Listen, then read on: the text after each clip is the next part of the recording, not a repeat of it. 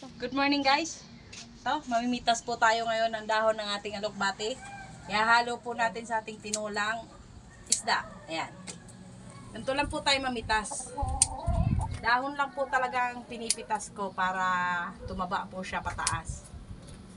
Ayan. Ganyan po kalalaki yung dahon niya guys. Ayan o. Ito para po pabigyan ng daan yung mga sanga. Hindi lumalaki. Para lumaki yung kanyang mga sanga, kailangan pitasin yung dahon dito sa baba. Ayan.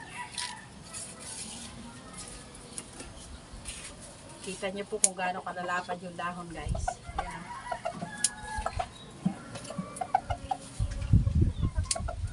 Sabi ng pamangkin ko, ano yan, tabuyo? Ayan o.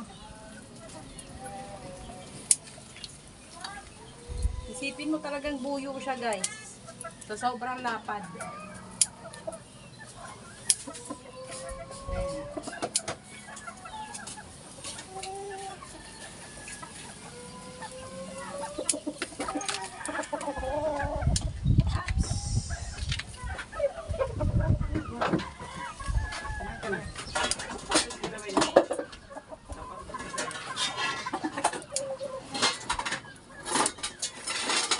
Guys, medyo natatakpan yung kamay ko.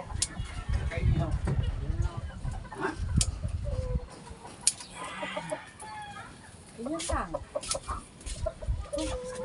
Ito pa lang na side ang nakuhaan ko. Halos mapuno na yung planggana ko.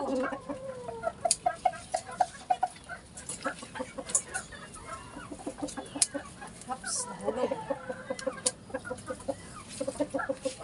Sana, nahulog eh. Ay, saan napunta? Ano to?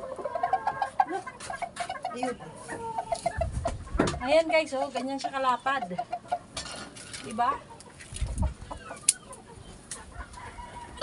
Pitas-pitas lang. Pag gusto mong maggulay.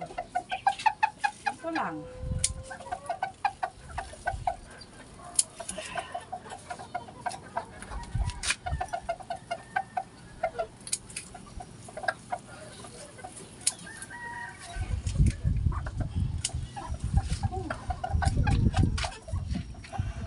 Masakit ka lang sa kamay.